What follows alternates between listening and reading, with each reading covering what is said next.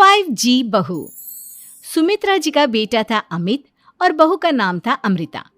सुमित्रा जी की बहू की बातें सुनकर ऐसा लगता था कि जैसे वो बहुत इंटेलिजेंट है, क्योंकि उससे कभी भी कोई भी सवाल पूछो फट से जवाब दे देती थी।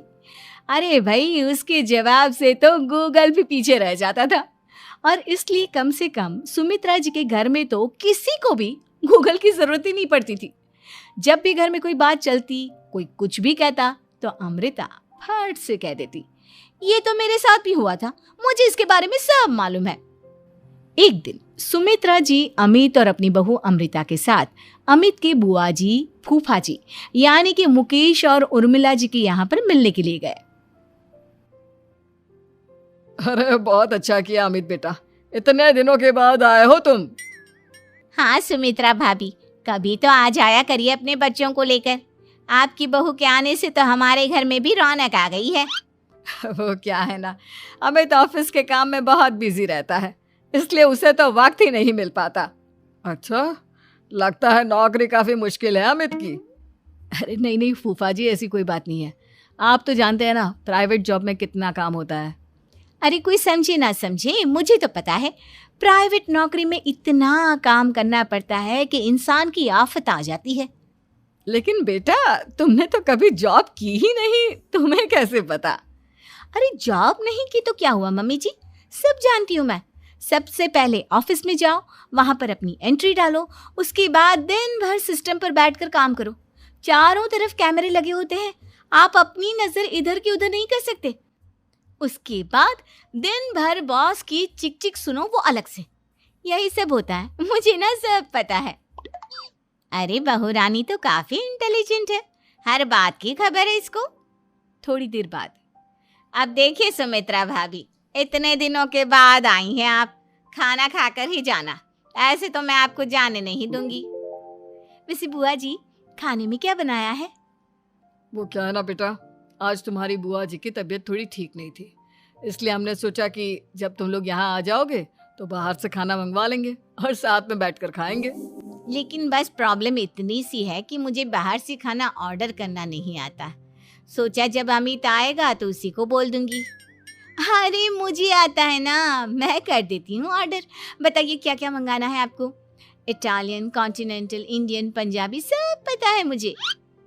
क्या बात है बहू, क्या घर में भी खाना रोज बाहर से ऑर्डर करती हो? अरे नहीं बुआ जी, ऐसी कोई बात नहीं है, बस मुझे ना सब पता है। कोई बात नहीं अमृता, मैं अपने फोन से ऑर्डर कर देता हूँ। अरे क्या बात है, आजकल ऑनलाइन डिलीवरी पर कोई ऑफर नहीं चल रहा है, वरना काफी पैसे बच जाते हैं। कैसी बात करते हैं अमित, मैं कह रही हूँ ना मुझे सब पता है। मुझे एक बहुत अच्छा ऑनलाइन डिलीवरी वाला मालूम है, जहाँ पर 50% ऑफ मिल जाएगा। और आज तो वैसे भी फ्राइडे है ना, फ्राइडे को तो उस पर 50-70% ऑफर मिलता ही मिलता है। अरे क्या बात है, इसके बारे में तो मुझे पता ही नहीं था।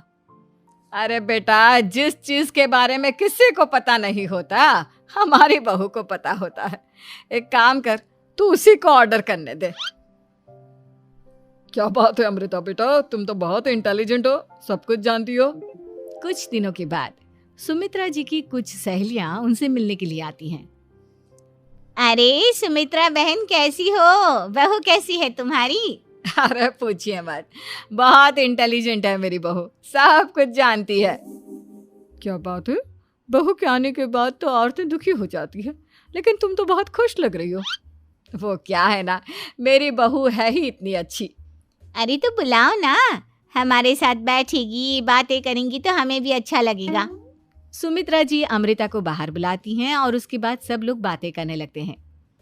क्या बताऊं, कुछ दिनों से घुटनों में इतना दर्द हो रहा है कि चला भी नहीं जाता। अब बुढ़ापे में तो ये सब चलता ही रहता है, क्या कर सकते हैं। आंटी जी, आप योगा करिए, योगा और साथ में ना काले तिल खाया करिए, आपके घुटनों का दर्द भाग जाएगा। लेकिन तुमको ये सब कैसे पता बेटा?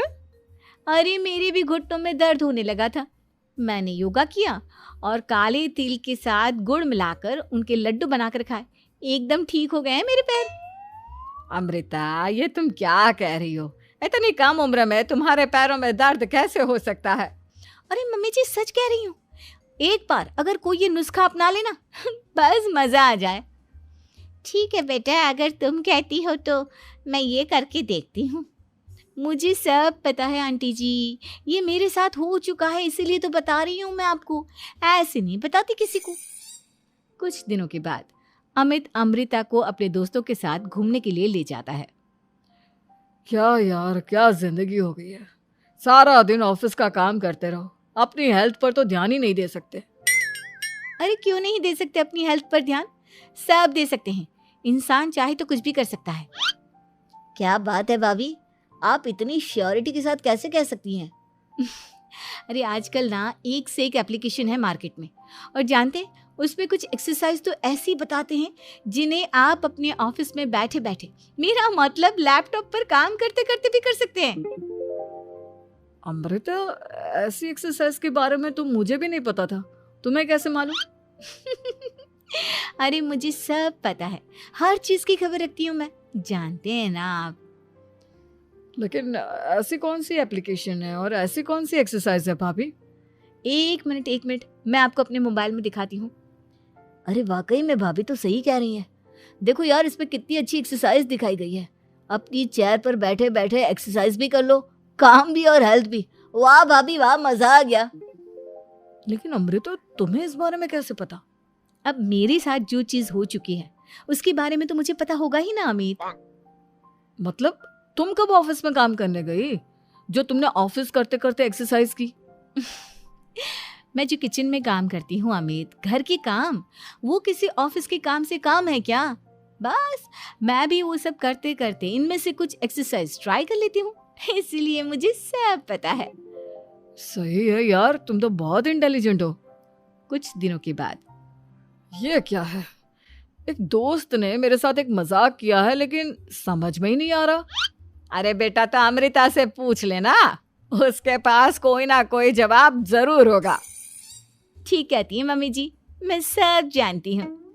लेकिन अमृता, ये थोड़ा मुश्किल है, सोच लो। मेरे लिए कुछ भी मुश्किल नहीं, दुनिया की कोई भी पहेली हो मैं चुटकी में सॉल्व कर लेती हूँ। अच्छा ठीक है, देखो मेरे दोस्त ने मुझे एक खाली पेपर दिया है और कहा है कि इस पर उसने मेरे लिए कुछ मैसेज लिखा है। अब एक बात बताओ यार, खाली पेपर पर, आई मीन जिस पर कुछ भी नहीं लिखा हुआ, उसे मैं कैसे पढ़कर बताऊं? अरे बस इतनी सी बात, इसे तो मैं चुटकियों में सॉल्व कर दूंगी अमित। लेकिन कैसे बहू, इस पेपर पर तो वाकई में कुछ नहीं लिखा हुआ, एकदम खाली पेपर है, कैसे, क्या पढ़ोगी तुम? अमित, एक छोटा सा काम करो, जल्दी से एक मोमबत्ती लेकर आओ। अरे बहू, पेपर में आग लगाने का इरादा है क्या? नहीं मम्मी जी, इस पेपर पर अमित के दोस्त का लिखा हुआ मैसेज पढ़ने का इरादा है। अमित कैंडल लेकर आता है। अब ना बस इस पेपर को धीरे धीरे कैंडल के ऊपर घुमाते रहो, देखना 2 ही मिनट में मैसेज आपकी आंखों के सामने होगा। अच्छा ठीक है, मैं ऐसा करके देखता हूँ। 2 मिनट के बाद, अरे वाकई में इस पर तो अक्षर बनने लगे, लेकिन ये हुआ कैसे? और अमृता, तुम्हें कैसे पता? बहुत सिंपल है मम्मी जी, अमित के दोस्त ने नींबू के रस से मैसेज लिखकर उसे सुखा दिया। आप अगर मैसेज पढ़ना हो ना तो पेपर को आग के सामने ले जाओ और लेटर्स अपने आप उभर कर आ जाते हैं। वाह बहू, लेकिन तुम ये सब कैसे जानती हो? अरे मम्मी जी, जब मैं छोटी थी ना तो अपनी सहेलियों के साथ ऐसे ही गेम खेला करती थी। ये तो मेरे साथ कितनी बार हो चुका है, मुझे सब पता है। थैंक यू यार अमृता, तुम्हारी वजह से हमें कुछ भी सोचने की जरूरत ही नहीं पड़ती, तुम सब कुछ बता देती हो। कुछ दिनों के बाद सुमित्रा जी को अमृता के प्रेग्नेंट होने की खुशखबरी मिलती है और सुमित्रा जी अमृता को डॉक्टर के यहाँ लेकर जाती है। देखिए सुमित्रा जी, आपकी बहू की तबीयत बिल्कुल ठीक है, किसी भी तरह की चिंता करने की कोई ज़रूरत नहीं है, लेकिन हाँ, उनको आयरन वाली डाइट खाने की बहुत ज़रूरत है। ठीक है डॉक्टर साहब, आप बता दीजिए मैं अपनी बहू को क्या क्या खिलाऊं ताकि उसकी तबीयत ठीक रहे और आने वाले बच्चे की भी। अरे मम्मी जी, इसमें डॉक्टर से पूछने की क्या ज़रूरत है, किशमिश है, अनार है, पालक है, ये सब खाना चाहिए, आयरन का लेवल बिल्कुल बराबर रहता है। अरे वाह, आपकी बहू तो सब कुछ पहले से ही जानती है। ये तो बहुत अच्छी बात है। देखो, आयरन के साथ तुम्हें कैल्शियम भी खाना होगा।